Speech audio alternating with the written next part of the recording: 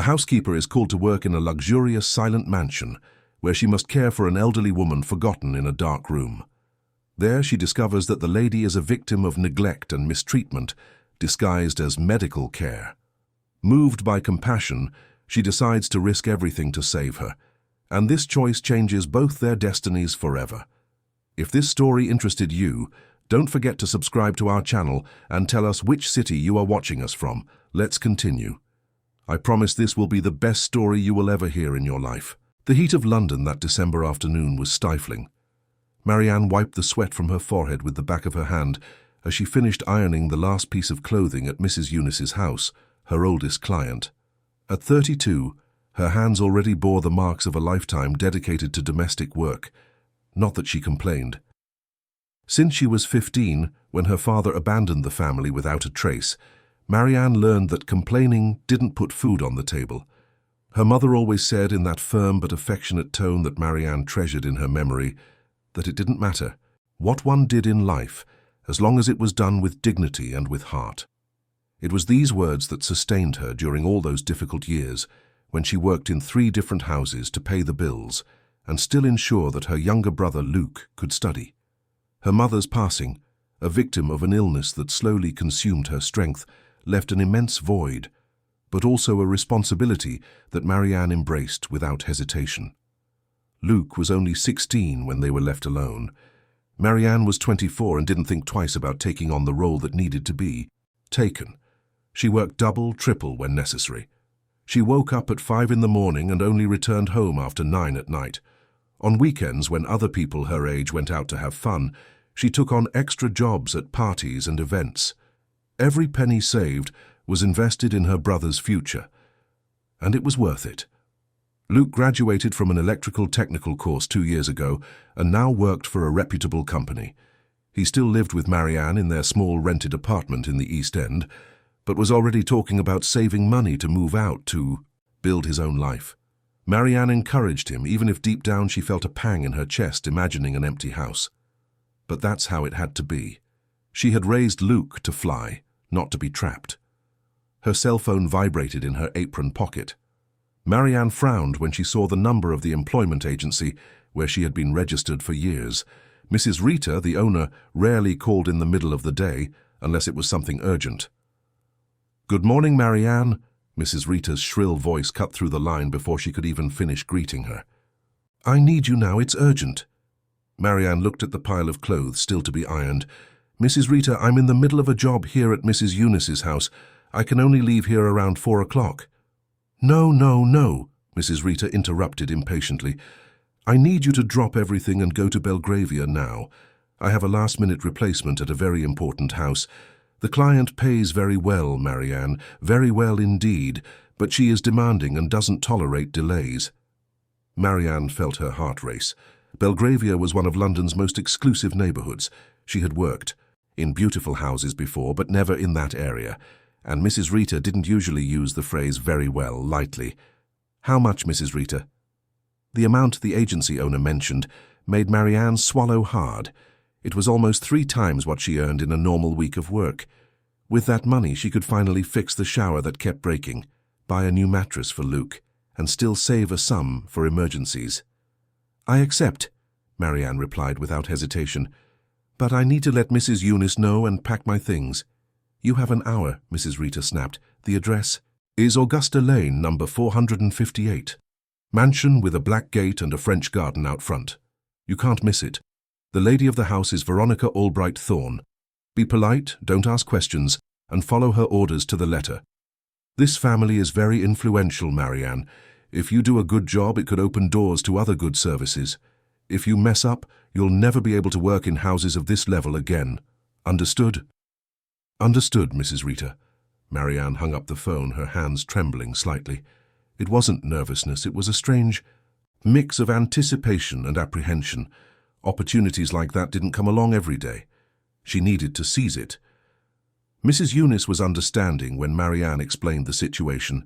The elderly lady, always kind, even insisted that she take some fruit and biscuits for the journey. Marianne thanked her with a tight hug and rushed out to catch the bus that would take her to the underground station.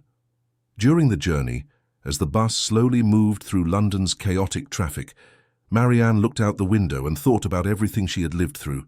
How many different houses had she cleaned? How many families had she helped keep organized, while her own life was always on the verge of financial chaos? She held no grudge. That was her life. It was what she knew how to do and did with dignity. The underground was packed, as always at that hour. Marianne held tight to the safety strap as the carriage rattled on the tracks. At each station, she watched people getting on and off. Executives in suits, students with heavy backpacks, street vendors, mothers carrying children in their arms, each with their story, each fighting their silent battles. When she finally got off, at the station closest to Belgravia, Marianne still had to walk a few blocks under the scorching sun. Her simple clothes, always clean and well kept, clung to her body with sweat. She carried an old backpack with her basic belongings, cleaning products Mrs. Rita had asked her to bring, and a change of clothes. The difference between that neighborhood and the East End where she lived was striking. The streets were wide, tree-lined, clean. Imported cars passed slowly, almost gliding on the perfect asphalt. The houses were true palaces, each more impressive than the last. Impeccable gardens, high walls, security, cameras on every corner. Marianne stopped in front of number 458 and had to crane her neck to see the top of the mansion. The black gate, as Mrs. Rita had described, was imposing, decorated with golden details. Through the bars, it was possible to see a garden that looked straight out of a European decor magazine. Water fountains, marble sculptures, perfectly designed flower beds with exotic flowers. She pressed the intercom with a slightly trembling hand. "Yes," a female voice, dry and impersonal, answered almost immediately. "Good afternoon. My name is Marianne Evans. I'm from Mrs. Rita's agency." There was a long pause. Marianne almost pressed the button again, thinking the connection had dropped, when the gate began to open slowly with a soft mechanical hum. "Enter and follow the driveway to the main door. Do not deviate from the path." Marianne swallowed hard and began to walk. Her steps made a muffled sound on the Portuguese stone pavement that led to the house entrance. The surrounding plants were so well maintained that they looked artificial. Everything was symmetrical, too perfect. She felt small, out of place in that setting. The main door was made of solid wood, carved with intricate designs. Before Marianne could knock, the door opened, revealing a tall woman with her hair pulled back in an impeccable bun, wearing a grey business suit that probably cost more than Marianne earned in 6 months. "You're late," the woman said without even greeting her. "You entered 3 minutes after the agreed time." Marianne looked at the watch on her wrist, a cheap model Luke had given her for her last birthday. Indeed, it was 3 minutes past the deadline. "I'm sorry, madam, the traffic was—" "I'm not interested. Come in." The interior of the mansion was even more impressive than the exterior. The entrance hall had a very high ceiling, with a crystal chandelier that must have weighed tons. The floor was white marble, so polished it reflected like a mirror. Wide staircases led to the second floor, covered by a red carpet with golden details. Veronica Albright-Thorne walked quickly, her heels clicking on the marble, and Marianne followed her in silence. The woman didn't look back, simply expected to be followed. "Your duties are as follows," Veronica began to speak, as they walked through a corridor decorated with paintings that looked like originals by famous artists. "You will cook meals according to the list I will leave in the kitchen. You will clean the utility room, the kitchen, the living and dining rooms, and the ground floor bathrooms. You will wash, iron, and organize clothes.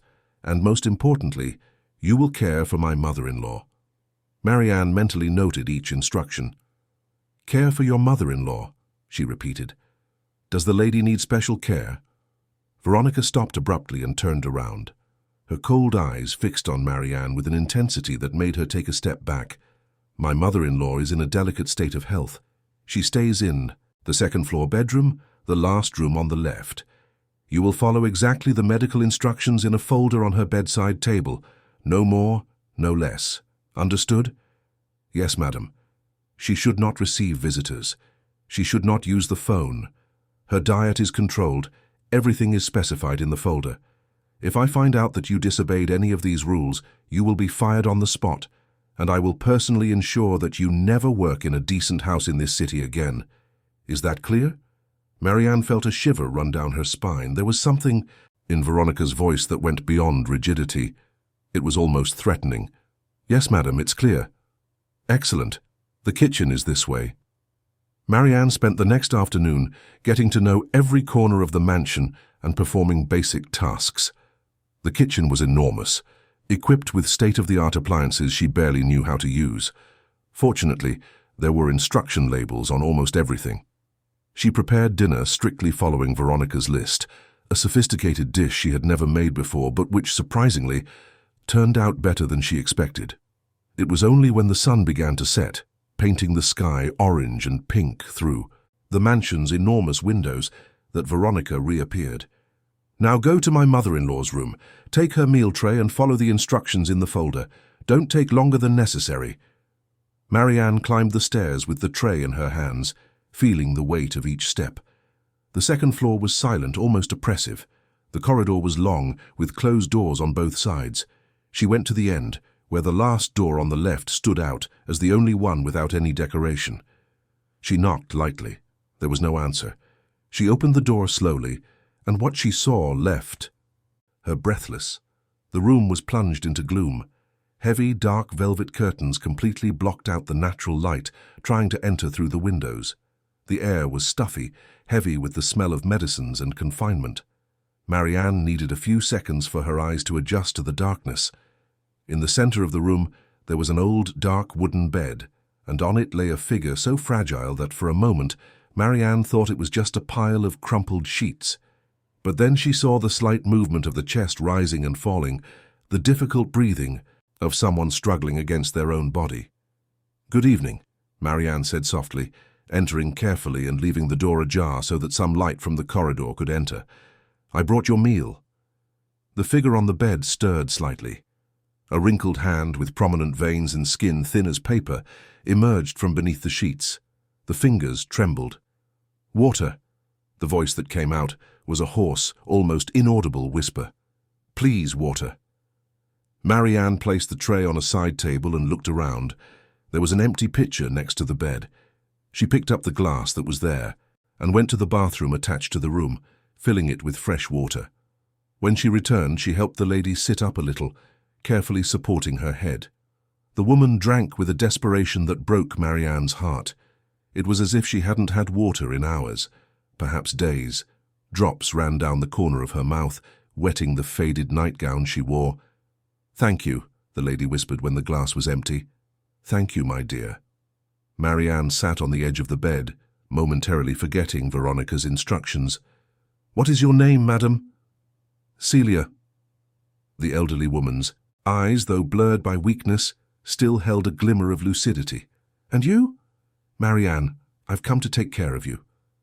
"Ah." Mrs. Celia sighed deeply. "Another one. How many have come and gone? You'll also leave when you find out." "Find out what, Mrs. Celia?"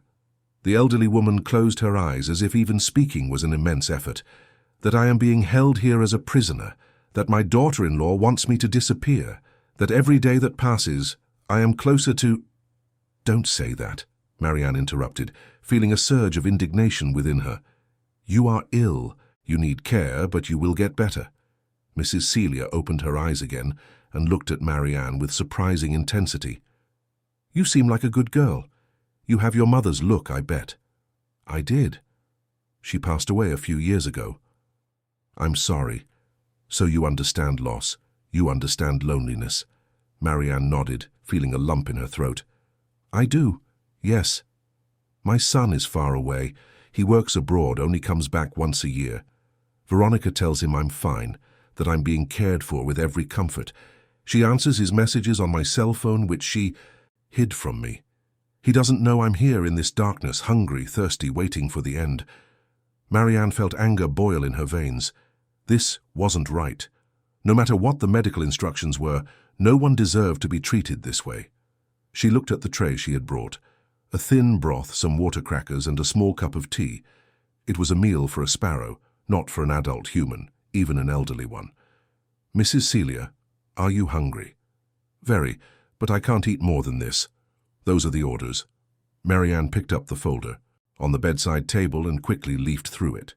Supposedly these were medical guidelines, but there was no official stamp, no recognizable doctor's signature. It was just a typed list, cold and impersonal, drastically limiting food, water, and movement, all under the pretext that Mrs. Celia's fragile health could not withstand more than that. "This isn't right," Marianne murmured to herself. "Nothing is right here, my dear. But there's nothing to be done. If you try to help me, you'll be sent away like all the others, and I'll be even worse off because Veronica will have fewer people to watch." Marianne looked at the fragile woman, at her hollow eyes, at the deep wrinkles marking a face that had once been beautiful. She thought of her own mother, how much she had suffered in the last months of her life, but always surrounded by love and care. She thought about how horrible it would be to be alone, abandoned, deliberately neglected. Her mother's voice echoed in her mind, those words that had guided every decision of her life. "It doesn't matter what you do, as long as you do it with dignity and with your heart." "Mrs. Celia," Marianne said, taking the lady's fragile hand in hers, "I will take care of you, truly, you can trust me." "You don't understand, girl. Veronica is dangerous. I understand," Marianne interrupted firmly, "and I won't let them keep doing this to you." Marianne spent the next hour feeding Mrs. Celia small spoonfuls of the broth, talking softly to keep the elderly woman awake and in good spirits. She learned that Veronica had married Robert, Mrs. Celia's only son, 5 years ago. At first, everything seemed perfect. Robert was a successful engineer working for a multinational company that constantly transferred him between countries. Veronica, who also came from a wealthy family, seemed like the ideal wife, charming and educated. But when Robert started spending more time out of the country, Veronica showed her true colors. Mrs. Celia, who had always lived in that house, began to be isolated little by little. First it was her friends whom Veronica said tired her mother-in-law too much. Then came social activities, outings, visits to church, all under the pretext of preserving her health. 6 months ago, Mrs. Celia had a minor fall on the stairs. Nothing serious, just a scare and some scratches, but Veronica used that as an excuse to confine her mother-in-law to her room, claiming it was for her own good. Since then, Mrs. Celia barely left her bed, received minimal food, and lived in that suffocating gloom. When Marianne finally went downstairs, it was already night. Veronica was in the living room, sitting on a light leather sofa, flipping through a fashion magazine. "Finished your duties?" "Yes, madam." "Was the food administered according to instructions?" "Yes, madam," Marianne lied, feeling the weight of the falsehood but knowing it was necessary. "Excellent. You can leave now. Return tomorrow at 7 in the morning. Don't be late." Marianne picked up her backpack and left the mansion with a heavy heart. The journey back home seemed longer than ever. Her legs ached, her head throbbed, but none of that compared to the pain she felt thinking of Mrs. Celia, alone in that dark room. When she finally arrived at the apartment, Luke was watching television in the living room. He looked at his sister and immediately noticed something was wrong. "Mari, what is it? Did the new job not go well?" Marianne sat beside her brother and told him everything. Luke listened, in silence, his expression growing more serious with each word. "Mari, this is serious. You should report it." "I know," Marianne replied, rubbing her tired eyes. "But if I report it now, without proof, it will be my word against hers. And she's rich, powerful. Who will believe me? Besides, Mrs. Celia will suffer the consequences. Veronica could do something worse." "So what are you going to do?" Marianne took a deep breath. "I'm going to take care of her. I'm going to feed her properly. I'm going to talk to her. I'm going to give her some dignity. And in the meantime, I'm going to find a way to prove what's happening there." Luke shook his head, worried. "You need to be careful, Mari. People like that don't mess around." "I know, but I can't just ignore it. You understand me, right?" Luke smiled, a sad but proud smile. "I understand. You've always been like this. It's what Mom taught you." That night, Marianne barely slept. She kept thinking about Mrs. Celia, how alone she must be feeling in that room, hopeless, weak. She thought of ways to help without attracting Veronica's attention. She needed to be careful, strategic. When the alarm clock rang at 5 in the morning, Marianne was already awake. She took a quick shower, put on her clean uniform, and went to the kitchen. She prepared a container of homemade chicken broth she had made the night before, using the last pieces of chicken she had in the fridge. She added potato, carrot, chayote, all well cooked and seasoned. She put the container in her backpack, along with some fruits she bought at the market on the way. The journey to the mansion was made with a racing heart. Marianne knew she was taking an enormous risk. If caught, she would lose not only that job but possibly her reputation at the agency. Mrs. Rita had made it clear that family was important, but something bigger was at stake. There was the life of a woman, her dignity, her humanity. Marianne arrived at 7 sharp. Veronica opened the door, already looking displeased. "Today I want you to wash all the bed linen in the house. Then clean the windows. And in the afternoon, prepare dinner according to the list I left. As for my mother-in-law, follow the same routine as yesterday. No idle chatter, no wasting. Time upstairs, go in, do what needs to be done and leave, understood?" "Yes, madam." Veronica left shortly after, carrying her expensive handbag and getting into an imported car parked in the garage. Marianne waited until she was sure Veronica had left, then ran up the stairs. "Mrs. Celia, it's me, Marianne," she called softly as she entered the room. "I brought you a surprise." Mrs. Celia was awake, her eyes fixed on the ceiling as if lost in distant thoughts. When she heard Marianne's voice, she slowly turned her head and a faint smile appeared on her pale lips. "You came back," the elderly woman whispered. "I thought yesterday was a dream. I thought you'd leave like the others." Marianne approached the bed and carefully opened the curtains, letting the soft morning light into the room. Mrs. Celia blinked several times, her eyes unaccustomed to the brightness.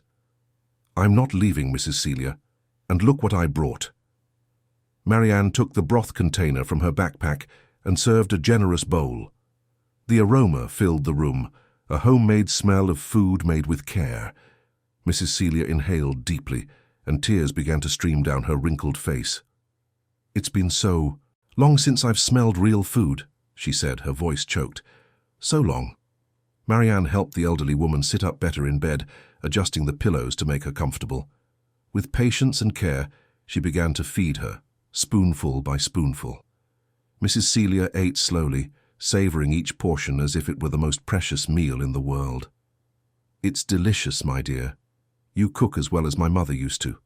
She also made this broth when I was a child."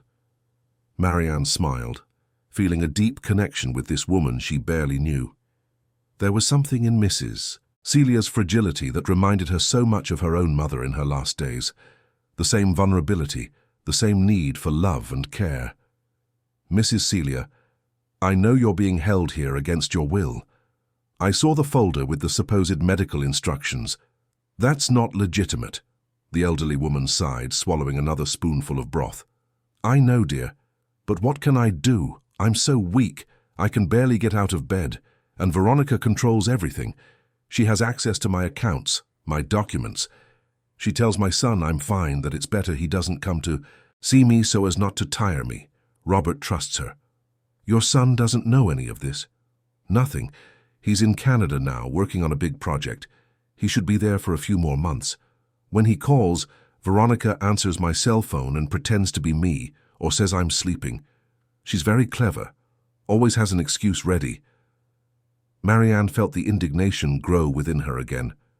How could anyone be so cruel, so calculating? "We need to tell your son. He needs to know what's happening." Mrs. Celia shook her head weakly. "How?"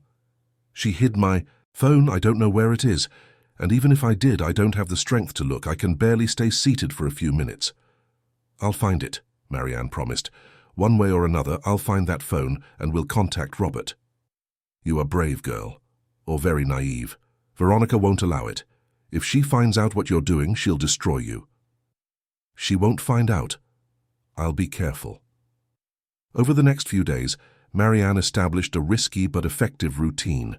Whenever Veronica left, she would rush up to Mrs. Celia's room with nutritious food she prepared at home or bought with her own money. Broths, soups, mashed fruits, vitaminized porridges, anything that could strengthen the lady without attracting attention.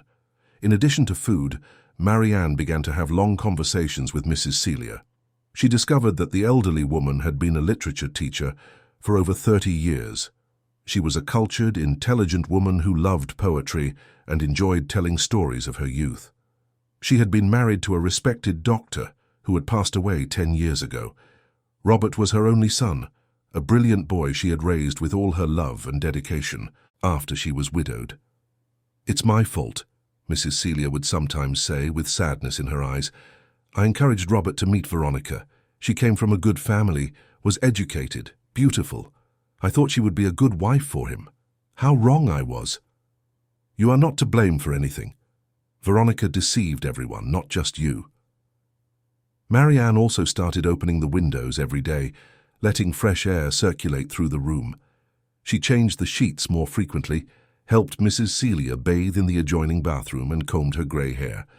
Small gestures that restored some of the stolen dignity. And Mrs. Celia began to improve, slowly but visibly. Her face gained a little colour, her eyes became livelier, more alert. After a week of proper care, she was able to sit up in bed for almost an hour straight. After 10 days, she took a few steps, supported by Marianne, to the bathroom, without needing a wheelchair. "I thought I would never walk again," Mrs. Celia said, moved, holding Marianne's arm tightly. "You gave me back hope, my dear." But Mrs. Celia's improvement did not go unnoticed. On the 13th day, Veronica returned earlier than usual. Marianne was in her mother-in-law's room, helping her do light stretching exercises, when she heard the sound of heels quickly coming up the stairs. "Quick, Mrs. Celia! Back to bed!" Marianne whispered desperately. The elderly woman tried to hurry, but her movements were still slow. Marianne helped her lie down and quickly pulled up the covers, closing the curtains. But there wasn't time. The door burst open. "What is going on here?" Veronica screamed, her eyes flashing with anger at seeing the elderly mother out of bed. "I was just helping Mrs. Celia get more comfortable, madam," Marianne tried to explain, keeping her voice firm despite the fear she felt. Veronica walked to the bed and looked at her mother-in-law with an expression of barely disguised contempt. "You look better. How is this possible? You should be getting weaker." "I'm just—" Mrs. Celia began to speak, but Veronica interrupted her. "Shut up. And you," Veronica turned to Marianne, "come with me. Now." Marianne followed Veronica out of the room, her heart pounding so hard it felt like it would burst from her chest.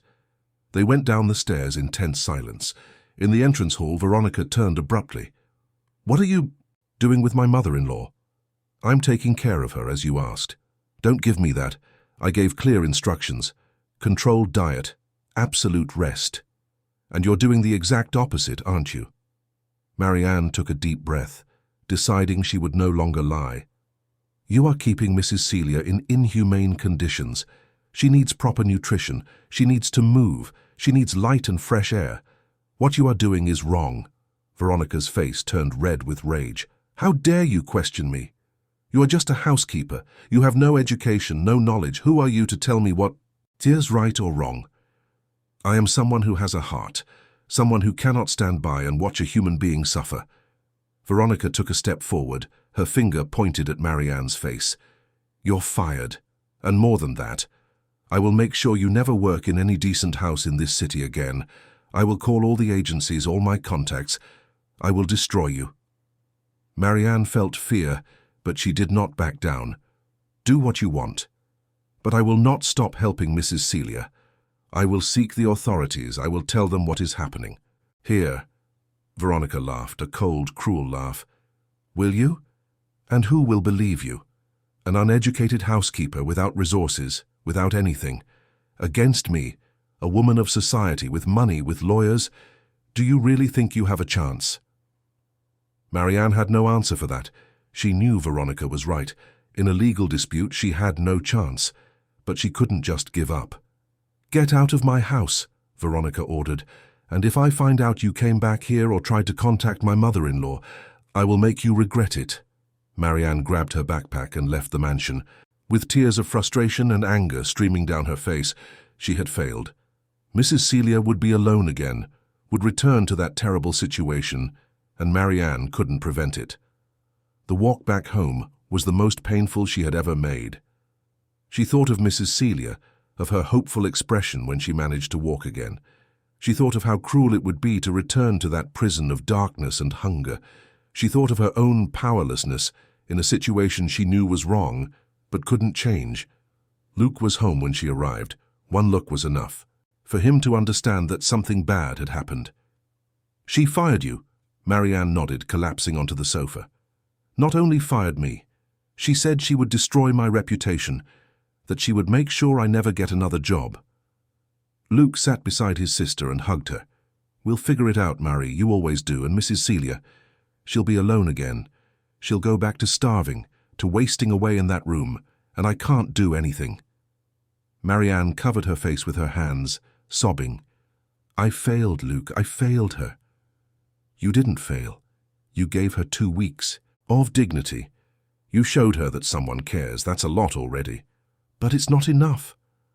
That night, Marianne barely touched her dinner. She lay in bed staring at the ceiling, thinking of ways to help Mrs. Celia. There had to be something she could do. She couldn't just accept defeat. That's when her cell phone rang. It was an unknown number. Hesitantly, she answered. "Hello? Marianne?" The voice was weak, trembling, but recognizable. It was Mrs. Celia. "Please don't hang up. I need help. I'm very ill." "Mrs. Celia, how did you manage to call?" Veronica left. She was so angry that she forgot to lock the room from the inside as she usually does when she goes out. "I managed to drag myself to the first-floor office. I found a phone. But please come quickly. I feel a pain in my chest. I can't breathe properly." Marianne jumped out of bed. "I'll call an ambulance right now. Hold on, Mrs. Celia, I'm coming." No, don't call an ambulance. Veronica will find out. She'll be even angrier. Please, just come. I need you." Marianne didn't think twice. She grabbed her backpack, yelled to Luke that she had an emergency, and ran out into the street. There was no time to take a bus or the underground. She needed to get there fast. She used the little money she had in her wallet to take a taxi, giving the driver the mansion's address and begging him to go as quickly as possible. The journey seemed to last an eternity. At every red light, Marianne felt the despair grow. What if Mrs. Celia fainted? What if it was really serious? She should have called an ambulance, regardless of Veronica's threat.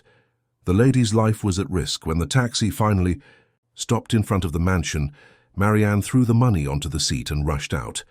The gate was ajar, as Mrs. Celia had said. She entered without thinking of the consequences, climbed the entrance staircase, and pushed the main door, which, to her surprise, was also unlocked. "Mrs. Celia," she called, her voice echoing through the empty hall. "Where are you?" A faint groan came from somewhere to the right. Marianne ran towards the sound and found Mrs. Celia collapsed on the floor of a luxurious office next to an antique desk. The elderly woman was pale, breathing with difficulty, one hand clutching her chest. "Mrs. Celia," Marianne knelt beside her, checking her pulse. It was weak and irregular.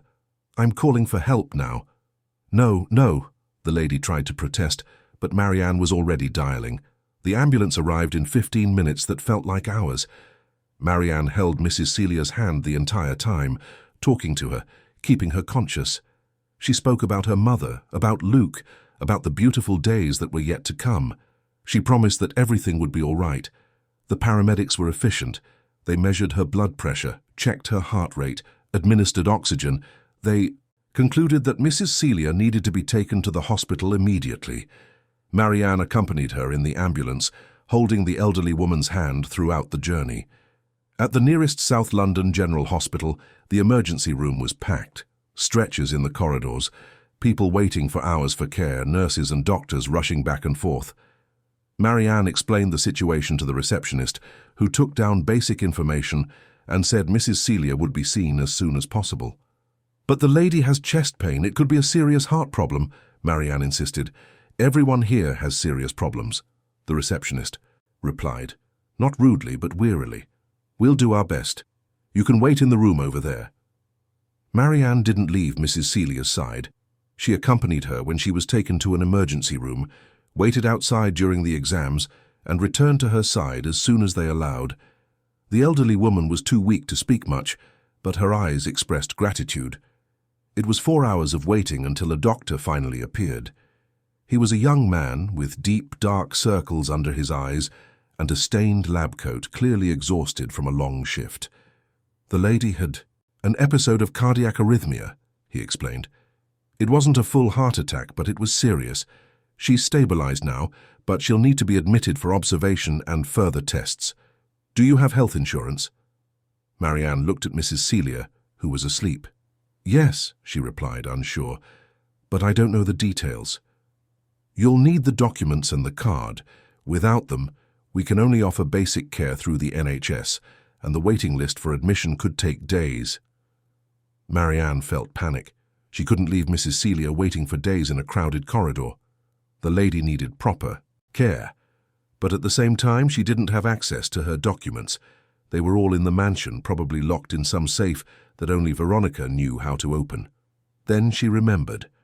When she found Mrs. Celia in the office, there was a desk with open drawers and personal belongings scattered around. The lady was looking for something. Let me see what I can do, Marianne told the doctor. Please, take good care of her. Marianne rushed back to the mansion. It was past midnight, and the streets were deserted. She used the rest of the money she had for another taxi. When she arrived, the gate was still ajar. She entered carefully, alert to any sign that Veronica might have returned. The house was silent and dark. Using her cell phone flashlight, Marianne went to the office where she had found Mrs. Celia. She searched the open drawers and found an old leather bag hidden behind some books. Inside it was Mrs. Celia's cell phone, turned off, and a wallet with documents. Marianne took everything, but as she turned to leave, her eyes fell upon a black folder on the desk. It was labeled with Mrs. Celia's name and the word legal. Curious, she quickly opened it and leafed through the documents. They were legal papers, powers of attorney, property documents, and something that made her blood run cold. There was a copy of a medical certificate, signed by a doctor she had never heard of, declaring that Mrs. Celia was in an advanced stage of dementia and was incapable of managing her own affairs. Immediately below, a power of attorney granting full authority to Veronica to administer all the family's assets. Marianne photographed all the documents with her cell phone, put the folder back, and rushed out of the mansion. Her heart pounded uncontrollably. This was fraud, it was manipulation. Mrs. Celia was perfectly lucid. Anyone who talked to her for 5 minutes would realize that. But that fake medical certificate gave Veronica total power over everything. Back at the hospital, Marianne presented Mrs. Celia's documents and health insurance card. After a few calls and verifications, they confirmed that the coverage was active.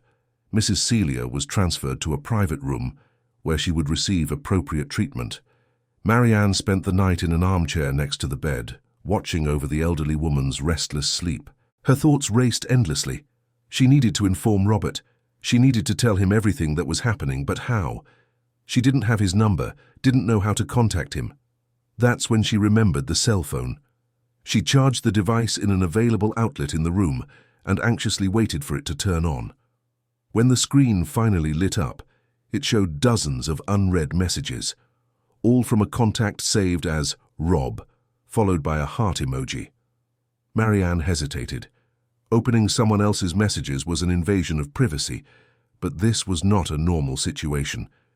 It was an emergency. Mrs. Celia's life was at stake. She opened the messages and her heart broke as she read them. They were messages from Robert asking how his mother was, saying he missed her, asking if she was eating well, if she was getting sun, if she was happy. And the replies, all from that same number, Mrs. Celia's phone, but clearly written by Veronica, were short and cold. I'm fine, no need to worry. Enjoy your work. Come back when you can. Robert's last message was from 3 days ago. Mom, I'm finishing the project here earlier than expected. I'll be able to return to England in 2 weeks. Can't wait to see you. I love you very much. Marianne looked at Mrs. Celia, asleep in the hospital bed, and made the most difficult decision of her life. She picked up the cell phone and typed a message. Robert, this is Marianne, your mother's caregiver. I need to speak urgently. Your mother is in the hospital. Please call me as soon as you can. She sent the message and waited, her heart in her mouth. Minutes passed that felt like hours. Then the phone rang. It was an audio call, Marianne answered. "Hello, who is this? What happened to my mother?" The voice on the other end was male, tense, worried. "Mr. Robert, my name is Marianne Evans. I work as a caregiver at the house where your mother lives. She's in the hospital now, had a cardiac episode, but she's stabilized." "What do you mean? Veronica didn't call me. Why do you have my mother's phone?" "Mr. Robert, I need to tell you some things. Are you sitting down?" Over the next 20 minutes, Marianne told him everything. From the moment she arrived at the mansion, the state in which she found Mrs. Celia, the inhumane conditions in which she was being kept, the restricted diet, the isolation, Veronica's threats. She told him about the care she gave, about the lady's improvement, about her dismissal, and finally, about the desperate call and the trip to the hospital. On the other end of the line, Robert was silent for a long moment. When he finally spoke, his voice trembled with contained emotion. "You're telling me that Veronica was," he paused, searching for the right words, "letting my mother starve, keeping her locked in a dark room?" "Yes, sir. And there's more. I found documents, a medical certificate saying your mother has advanced dementia, but she doesn't, Mr. Robert. Your mother is perfectly lucid. We talked for long hours, and she is a brilliant, intelligent woman. That certificate is fake." Another silence. Marianne could hear Robert's heavy breathing on the phone. "Where are you now?" "At South London General Hospital. Your mother is admitted in room 312. I'm taking the first flight I can get. I should be there in less than 24 hours. Marianne," his voice was filled with emotion, "thank you. Thank you for taking care of my mother. Thank you for telling me the truth. I will never forget what you did." When she hung up the phone, Marianne felt a wave of relief mixed with fear. She had taken the plunge. Now there was no turning back. Veronica would discover what had happened and would do everything to get revenge. But at least Robert was on his way. At least Mrs. Celia would have her son by her side. Marianne fell asleep in the armchair, emotionally and physically exhausted. When she woke up, it was morning. A nurse was checking Mrs. Celia's vital signs, who was awake and looking at Marianne with tear-filled eyes. "You called my son," the lady whispered. "I heard your conversation. Thank you, my dear. Thank you for saving me." The following hours passed in a haze of anxiety. Marianne alternated between talking to Mrs. Celia, who seemed to gain strength with each hour, and nervously walking the hospital corridors. Luke called several times, worried, and she told him everything that had happened. Her brother offered support, but also warned her that she needed to be careful. Veronica wouldn't let it go easily. Around 3 in the afternoon, Mrs. Celia's cell phone began to ring. It was Veronica. Marianne and the elderly woman exchanged a tense look. "Don't answer," Mrs. Celia whispered. "She'll notice from my voice that something is different." The call went to silence, but minutes later, a furious message came. "Where are you? Why aren't you home? Return immediately." Mrs. Celia took the phone with trembling hands and dictated to Marianne what to write. "I'm in the hospital. I felt ill. I managed to call for help." Veronica's reply came quickly and coldly. "Which hospital?" "I'm coming to get you now." "South London General Hospital." "But you don't need to come. I'm already being cared for." "I'm coming," was the dry response. Marianne felt panic. When Veronica arrived and saw her there would be a scene, but she couldn't abandon Mrs. Celia now, not after everything. Half an hour later, Veronica stormed into the room. Her eyes narrowed when she saw Marianne sitting beside her mother-in-law. "You!" She practically spat the word. "What are you doing here? I fired you." Marianne stood up, keeping her voice firm despite the fear she felt. "Mrs. Celia called me asking for help. She had a cardiac episode. I brought her to the hospital." Veronica ignored Marianne completely and turned to her mother-in-law. "How did you manage to call? Where did you find a phone?" "I found a way," Mrs. Celia replied, and for the first time her voice had strength. "Perhaps you should be more careful about locking doors." Veronica clenched her fists but controlled herself. There were nurses passing in the corridor, witnesses. "You deceived me. You pretended to be weak when you were actually planning to escape. I wasn't pretending anything. I was truly weak because you kept me in a state of deliberate malnutrition, but Marianne helped me. She fed me, gave me dignity, and now my son knows everything. Veronica's face turned ashen. You wouldn't dare. I dared, yes. Robert is coming to England. He will arrive at any moment, and when he does, you will have to answer for what you did. Veronica let out a bitter laugh. You think he'll believe you? An old senile woman against the word of his own wife? I have medical reports, documents that prove your mental state. You have nothing. Marianne took a step forward. Actually, I do. I photographed all the documents you hid. In the office, including the fake medical certificate you used to get power of attorney. Veronica's eyes widened.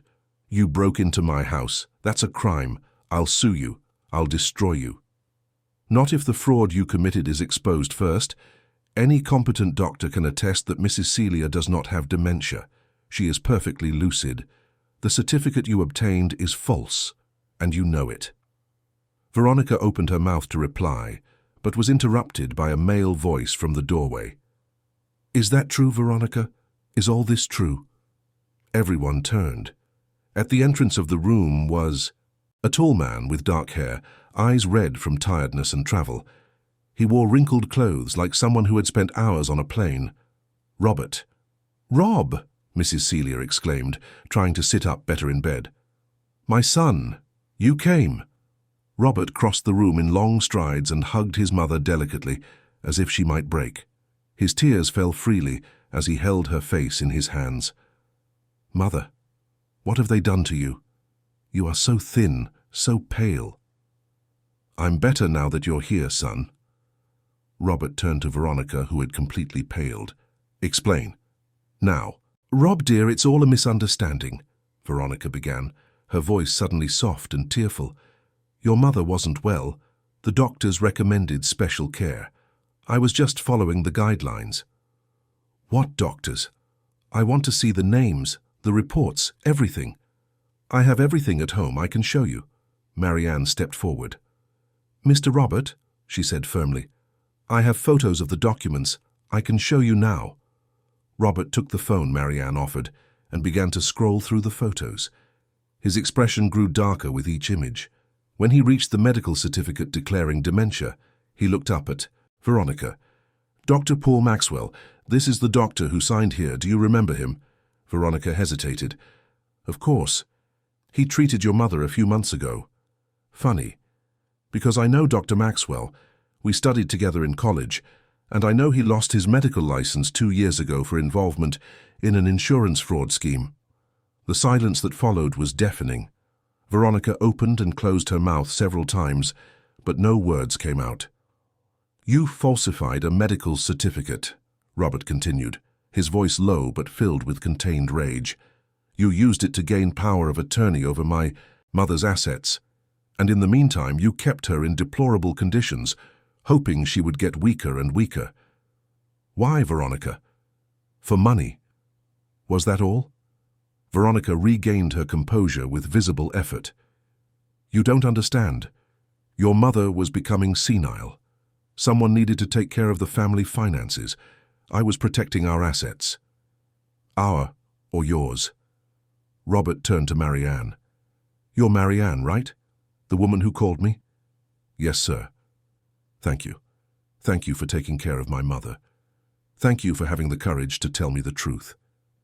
He extended his hand, and Marianne, feeling the sincerity in the gesture, accepted the warm handshake. I need you to tell me everything, all the details. Can you do that? Yes, Mr. Robert. Robert turned back to Veronica. As for your case, I'll need some time to process all this. But one thing is certain, you will be legally accountable for everything you did, and in the meantime, I want you out of the house, today. Rob, please, Veronica tried to approach, but he recoiled. We're married. You can't just kick me out. Yes, I can. That house belongs to my mother. It always has, and she is fully mentally capable of deciding who can or cannot stay there. Isn't that right, Mother?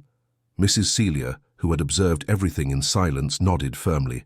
I want you out, Veronica, immediately. "You will regret this," Veronica hissed, her mask of a devoted wife finally falling completely. "I have lawyers. I will fight for everything that is rightfully mine." "You have no right to anything obtained through fraud," Robert retorted, "and I suggest you get a good lawyer, because you'll need one." Veronica cast a final hateful glance at Marianne before storming out of the room. The silence that remained was heavy but also relieved. Robert pulled up a chair and sat beside his mother, holding her hand. "Mother, I'm sorry. I'm sorry I didn't notice, for not coming sooner, for trusting her blindly." Mrs. Celia caressed her son's face tenderly. "You are not to blame, my love. She was very clever, but the important thing is that you are here now. And thanks to Marianne, I am alive to see you." Robert looked at Marianne, who had discreetly stepped away to give mother and son privacy. "Marianne, please come here," she approached, still nervous. "I want to officially hire you as my mother's caregiver. A decent salary, all benefits, accommodation if you need it. You gave my mother back to me. There's no money in the world that can pay for that, but I want to ensure you are properly compensated." Marianne felt tears well up in her eyes. "Mr. Robert, I didn't do this expecting a reward. I did it because it was the right thing to do. I know, and that's exactly why I want you to stay with us. People with your heart are rare. Please, accept." Marianne looked at Mrs. Celia, who smiled with shining eyes. "I accept," she finally said. "It will be an honor to care for Mrs. Celia." The following days were a whirlwind of doctors, examinations, and legal procedures. Robert hired the best lawyers to investigate all the financial transactions Veronica had made. It was discovered that she had transferred significant amounts to offshore accounts, had sold some family assets without legitimate authorization, and was planning to sell the mansion itself as soon as she obtained a court order declaring Mrs. Celia incapacitated. All this was discovered because Robert, with Marianne's help, began to gather evidence. He spoke with banks, with former household staff who had been fired by Veronica in recent months, with neighbors who had noticed Mrs. Celia's increasing isolation. And there was more. Robert discovered that Veronica was having an affair with the lawyer who had helped forge the medical certificate. The two planned to marry as soon as Mrs. Celia was no longer in the way and divide the family fortune. When all the evidence was gathered, Robert went to the police. Veronica and the lawyer were arrested on charges of falsification of documents, misappropriation of assets, and embezzlement. The investigation also revealed other victims, other elderly, people who had been deceived by the same scheme. Mrs. Celia recovered completely during her hospitalization. Proper nutrition, medical care, and especially the love of her son and Marianne worked wonders. In 3 weeks, she was already walking the hospital corridors, chatting animatedly with nurses and other patients. Robert stayed in England, taking leave from work to care for his mother. And during that time, he and Marianne spent hours talking, getting to know each other. He learned about her life, about the sacrifices she made for her brother, about her strength and determination. She learned about him, about his career as an engineer, about his passion for music and literature, inherited from his mother. A genuine friendship blossomed between them, based on mutual respect and admiration. 3 months had passed since Mrs. Celia's hospitalization. The mansion in Belgravia, once a place of suffering and imprisonment, had transformed into a true home again. Robert made the decision to return permanently to England, transferring his work to the London office.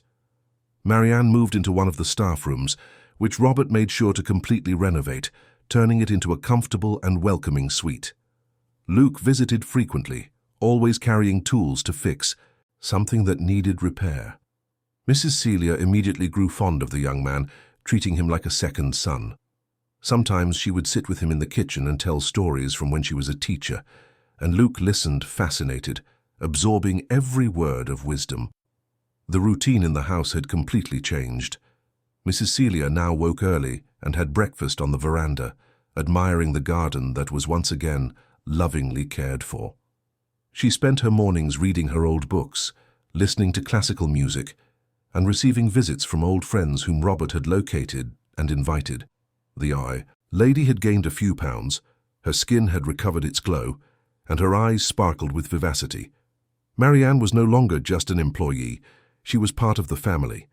She cooked not because it was her obligation, but because she liked to see Mrs. Celia savouring each meal. They talked for hours about literature, about life, about dreams and hopes. The lady had become a kind of mother to Marianne, filling the void that the departure of her own mother had left. And Robert. Robert was a constant and comforting presence. He worked from home most of the time to be close to his mother. But Marianne noticed that he always found excuses to be around when she was cooking or to accompany her on walks with Mrs. Celia in the garden. Their conversations became longer, deeper. One Saturday afternoon, Robert invited Marianne for coffee at a neighborhood bakery. She hesitated, but Mrs. Celia practically pushed her out of the house, saying it was time for her to go out and have some fun. The bakery was charming, with small tables on the sidewalk and the delicious smell of fresh bread in the air. They sat down and ordered lattes and cheese pastries. "Marianne," Robert began, stirring the sugar in his coffee distractedly, "I wanted to thank you again. I know I've said it 1,000 times, but it will never be enough. You saved my mother. You saved our family." "You don't need to keep thanking me, Robert," she smiled softly. "I did what any decent person would do." "No. It wasn't what just anyone would do. You risked your job, your reputation. You confronted Veronica knowing she could destroy you. You did all that for a woman you barely knew. That's not common, it's extraordinary." Marianne felt her cheeks flush.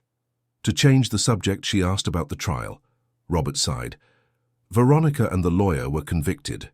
She got 5 years. He got 7. Both will have to return everything they embezzled, with interest and adjustments. The house is finally free of any claim from her. And you, how are you feeling about all this?" "Betrayed," Robert admitted, looking at his coffee cup. "For 5 years, I lived with someone I thought I knew, someone I thought I loved. To discover that everything was a lie, that she was using me and my mother the whole time, it hurts. But it also made me rethink a lot about what truly matters in life." "And what matters?" Marianne asked softly. "Genuine people. People who act from the heart, not out of self-interest. People like you." The silence that followed was comfortable, but charged with something unsaid. Marianne felt her heart race. There was an intensity in Robert's gaze that she hadn't noticed before, or perhaps didn't want to notice. "Robert, I'm not a sophisticated person like the ones you're used to associating with. I'm just a—" "Don't finish that sentence," he interrupted gently. "You are not. Just anything. You are extraordinary, Marianne, and I know it might seem rushed or perhaps inappropriate, considering everything that happened. But I need to be honest. In recent months, getting to know you, seeing your dedication, your strength, your kindness, I found myself—" He paused, searching for the right words. "I found myself admiring you. A lot." Marianne felt tears well up in her eyes. "Me too," she confessed in a whisper. "But I'm scared. Our situation is complicated. I work in your house, I take care of your mother. What if things don't work out? What if I ruin everything?" "You won't ruin anything. And as for the situation, we can find a way. The important thing is that we are honest with each other, and with my mother too." "Your mother." Marianne blinked quickly, wiping away tears. "What will she think?" Robert smiled. "She already knows, and she's rooting for us. Just yesterday she told me I'd be an idiot if I let you get away." Marianne couldn't help but laugh through her tears. "Mrs. Celia said that?" "She did. In so many words. She loves you like a daughter, Marianne. And I—" He held her hand across the table. "I am falling in love with you. If you allow me, I would like to explore this feeling further, without rush, in our own time." Marianne squeezed his hand, feeling a happiness she hadn't felt in years. "I would like that too." In the following months, the relationship between Marianne and Robert blossomed naturally. There were family dinners that extended late into the night, weekend outings, endless conversations about everything and nothing. Luke approved, happy to see his sister finally finding someone who valued her. Mrs. Celia was the biggest cheerleader, always finding excuses to leave the two alone. But there was something else happening. During the nights when the house was silent, Robert and Marianne talked about what they had learned from the entire experience, about how many elderly people were in similar situations to Mrs. Celia, abandoned, neglected, isolated, with no one to turn to. It was during one of these conversations that the idea was born. "What if we created something to help these people?" Robert suggested. "A center where abandoned or vulnerable elderly people could receive care, attention, affection, a place that would truly be a home, not just an institution." Marianne felt her heart race. "Are you serious?" "Completely serious. I have resources. You have the experience and the heart to make it work. My mother could help with her experience as an educator. It would be a family project." In the following months, the dream began to take shape.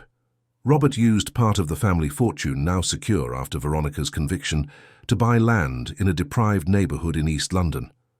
They hired architects to design a spacious, welcoming place with gardens, common rooms, comfortable bedrooms, an industrial kitchen, and even a small library. The Celia Albright Institute, named in honor of Mrs. Celia, opened a year after that fateful day when Marianne first entered the mansion.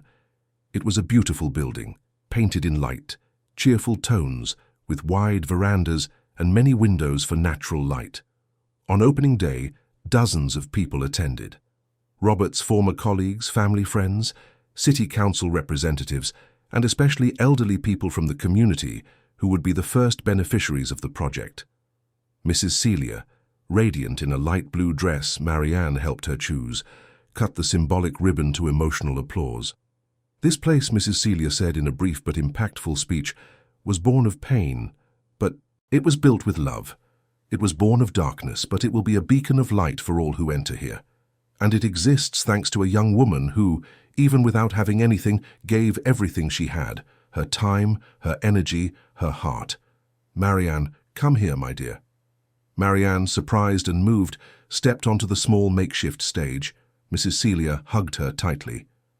"You saved me, and now, together, we will save many others."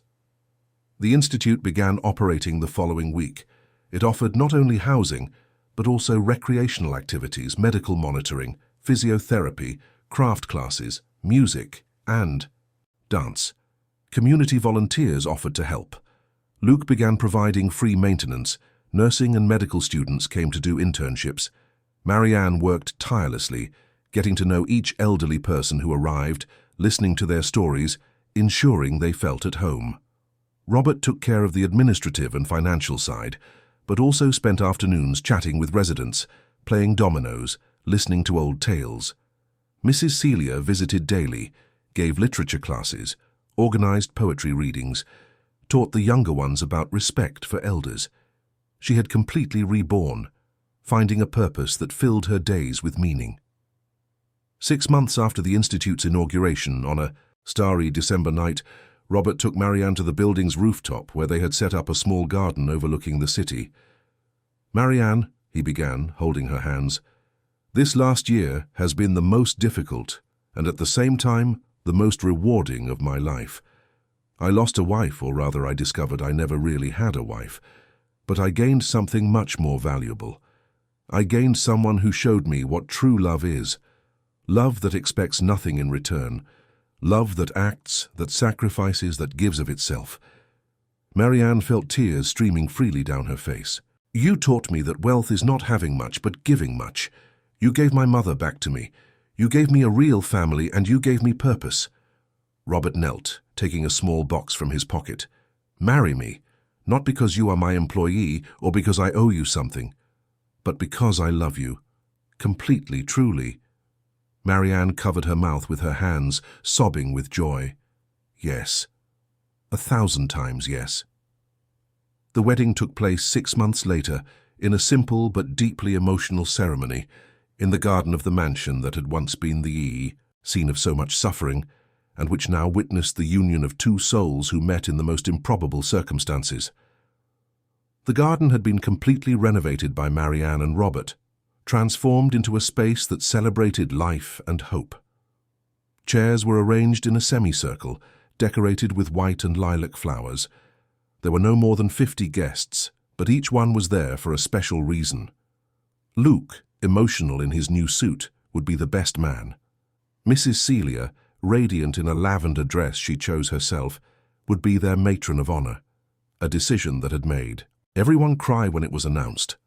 Among the guests were the first residents of the Celia Albright Institute, who had become part of the extended family. Mrs. Eleanor, an 80-year-old lady who had arrived at the institute malnourished and depressed, now smiled broadly as she helped distribute the small bouquets of flowers.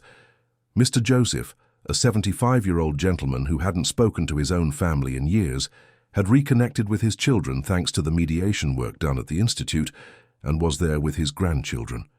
Mrs. Adelaide, a lady suffering from deep depression, had started smiling again after discovering her talent for painting during the art workshops.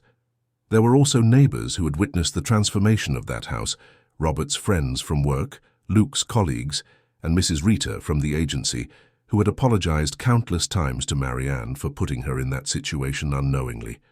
Marianne had completely forgiven her, saying that if it weren't for that job, none of this would have happened. When the music began to play, performed live by a string quartet, Robert positioned himself at the makeshift altar beside the officiant. His eyes were fixed on the path where Marianne would appear. He wore a simple but elegant navy suit without a tie, his collar open in a relaxed way that matched the spirit of the ceremony. And then Marianne appeared. She walked slowly, with Luke on one side and Mrs. Celia on the other. She wore a simple white cotton dress, without a veil or grand ornaments, with natural flowers in her hair. She didn't look like a magazine bride. She looked like something much better. She looked like herself, genuine and radiant. Robert felt tears well up as soon as he saw her. How was it possible that this woman who entered his life during the worst moments had become so essential? How had he lived before without knowing her? When Marianne reached the altar, Luke kissed her forehead tenderly before stepping away. Mrs. Celia held both their hands for a moment, symbolically uniting them before going to sit in the front row. The officiant began the ceremony with words about true love, about how it is born in the most unexpected situations, about how the greatest blessings often come disguised as challenges. But it was when it came time for the vows that emotion overwhelmed everyone. Robert was first. He held Marianne's hands firmly, as if he feared she might disappear if he let go. "Marianne, I could say that you saved my mother, and it would be true. I could say that you showed me what courage is, and that would also be true. But what I want to say is something simpler and yet deeper. You taught me to see, to truly see people, to look beyond appearances, titles, money. You taught me that greatness is not in what we have, but in what we give. And you gave everything. You gave your time, your energy, your heart to a woman you didn't know, expecting nothing in return. And in some mysterious way, by doing so, you also saved me. You saved me from an empty life, from superficial relationships, from distorted values. You brought me back to what truly matters.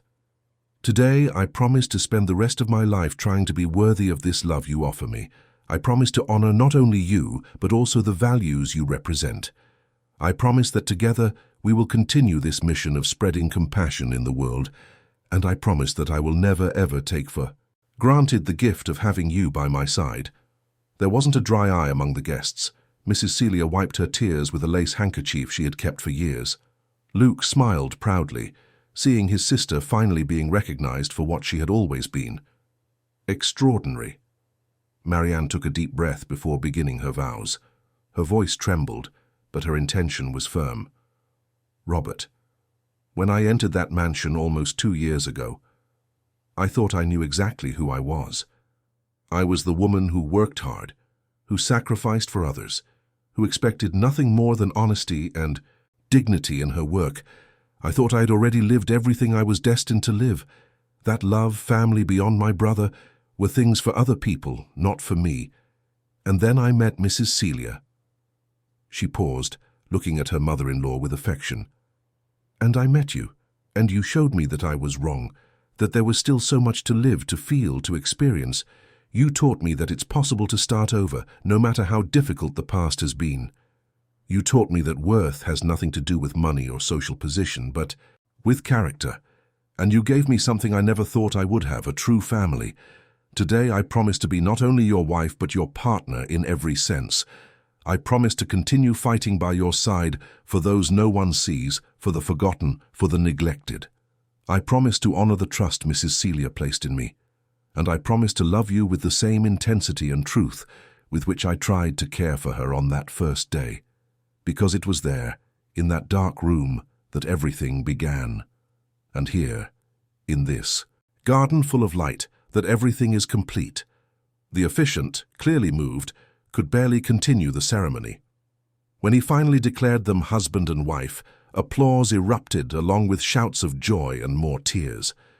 The party that followed was exactly as Marianne and Robert had imagined. Relaxed, joyful, full of genuine conversations and true laughter. The food was prepared by Marianne with the help of Luke and some of the ladies from the Institute. Nothing sophisticated, just homemade, honest food, made with love. Mrs. Celia gave a speech that earned a standing ovation from everyone. She told her story, without omitting the painful details, but focusing on redemption, second chances, and the transformative power of compassion. She ended by saying that if she could go back in time, she wouldn't change anything, because every moment of suffering led her to that perfect day. As night fell and most of the guests had left, Marianne, Robert, and Mrs. Celia sat together on a garden bench, looking at the stars that began to appear in the London sky. "Do you know what I think?" Mrs. Celia said, breaking the comfortable silence. "I think sometimes life needs to break us a little, so we can rebuild ourselves stronger. I had to go through that darkness to learn to value every ray of light. You, my son," she touched Robert's arm, "had to have your heart broken to understand what true love is. And you, my dear Marianne," Mrs. Celia held her daughter-in-law's hand, "had to sacrifice so much for others to finally allow someone to take care of you." "Do you think all this happened by chance?" Robert asked thoughtfully. "I mean, all the coincidences. Marianne being called on that exact day, you managing to make that call, me managing to come back in time." Mrs. Celia smiled, mysterious. "I don't believe in coincidences, dear. I believe in purpose. Each of us was exactly where we needed to be."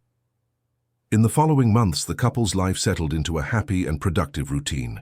They woke early and had breakfast with Mrs. Celia, planned their day, visited the Institute, and dealt with the 1,000 administrative tasks that a project of that size demanded. But they always found time to be together, to talk, to laugh. The Celia Albright Institute grew beyond what they imagined. What started as a space for 20 elderly people now served more than 60. Volunteers constantly appeared wanting to help. Donations came from people who heard the project's story and were moved. The City Council offered financial support and tax exemptions. Universities partnered for outreach programs. But more important than the numbers was the impact on the life of each person who passed through there. Mrs. Eleanor, who arrived hopeless, now taught crochet classes to other residents and had reconnected with a cousin she hadn't seen in 20 years. Mr. Joseph, who had isolated himself from his family after losing his wife, had reconciled with his children and spent weekends with his grandchildren. Mrs. Adelaide, a lady who suffered from deep depression, smiled again after discovering her talent for painting during the art workshops. Each story was a small miracle. Each reclaimed smile was a victory, and Marianne was there to witness them all. A year after their wedding, Marianne discovered she was pregnant. The news was met with explosions of joy. Mrs. Celia cried with happiness, saying she thought she would never see the day she would be a grandmother. Luke promised to be the best uncle in the world, and Robert simply held Marianne and remained silent for long minutes, absorbing the magnitude of that moment. "We're going to have a child," he finally said, marveling. "A child who will grow up seeing what true love is, who will learn from an early age the importance of caring for others, who will know that a person's worth is not in what they have, but in what they are." Marianne rested her head on her husband's shoulder. "And we will tell this child the story of how we met. We will tell about the grandmother who was almost lost, but was rescued by the light. We will tell about how love can be born from compassion." The pregnancy went smoothly. Mrs. Celia accompanied every appointment, every ultrasound, moved by every detail. She insisted on knitting clothes, preparing the baby's room with Marianne and giving advice she had saved for decades. When the baby was finally born, a girl with bright eyes and a strong cry, they named her Helen. Helen Celia, in honor of the two most important women in Robert's life. Her name meant bright light. And that was exactly what she represented, the light that was born from darkness, the hope that blossomed, where before there had been despair. 2 years after Helen's birth, the Celia Albright Institute expanded its operations. They opened a second unit in another deprived neighborhood, and then a third. The model of humanized care, of respect for dignity, of valuing the stories and experiences of each elderly person began to be replicated by other organizations across England. Marianne and Robert were invited to give lectures, to tell their story, to inspire other people to act with compassion. But they never lost focus on what truly mattered, the people. Each elderly person who arrived was received not as just another number, but as a unique individual with their story, their pains, their dreams. Mrs. Celia, even at 90, remained active and present. She gave her literature classes, organized poetry readings, and was the beloved matriarch of everyone at the Institute. Her story of overcoming had become legendary, a symbol that it is never too late to start over. Luke had also married to a young nurse he met during a visit to the Institute. They lived nearby and visited constantly, bringing their own children to play with Helen in the mansion's garden. On a Sunday afternoon, 5 years after, that fateful day when Marianne first entered the Belgravia mansion, the whole family was gathered in the garden. Helen, now a clever and talkative girl, ran among the trees chasing butterflies. Luke played with his twin children. Mrs. Celia was sitting in her favorite chair, a book on her lap, observing everything with a serene smile. Robert hugged Marianne from behind, kissing her neck softly. "Happy?" he asked. "More than I ever imagined possible," she replied, leaning into him. "Who would have thought, right? A housekeeper from the East End and an engineer from Belgravia." "You were never just a housekeeper. You were always extraordinary. I was just lucky enough to realize it." Marianne turned to face him. "The luck was mine, to have entered that house, to have met Mrs. Celia, to have found you." "No," Robert said, serious. "The luck was mine, because you taught me that true love has nothing to do with appearances, with status, with money. It has to do with character, with kindness, with the willingness to sacrifice one's own comfort to alleviate the suffering of another. And that, my love, is something no diploma or bank account can buy." Mrs. Celia watched the scene from afar, her heart overflowing with gratitude. She thought of how close she had been to the end, so immersed in darkness, and how a single person, moved only by compassion, had changed everything. Not just for her, but for dozens of others who now had hope thanks to the Institute. The sun began to set, painting the sky in golden and pink hues. Helen ran to her grandmother's lap, asking her to tell a story. Mrs. Celia smiled and began to narrate, with the melodic voice of someone who had spent her life teaching. The story of a princess who was trapped in a dark tower until a young warrior with a pure heart saved her. Helen listened fascinated, unaware that that story was real, that the princess was her grandmother, that the warrior was her mother, and that the prince who fell in love with the warrior was her father. Because in the end, that was not a story about wealth or poverty, about social classes or differences. It was a story about humanity, about how an act of compassion can create ripples that spread far beyond what we can see, about how true love does not choose whom to love based on appearances or possessions, but recognizes value where others only see invisibility. It was a story about how kindness always finds reward, even if not in the way we expect.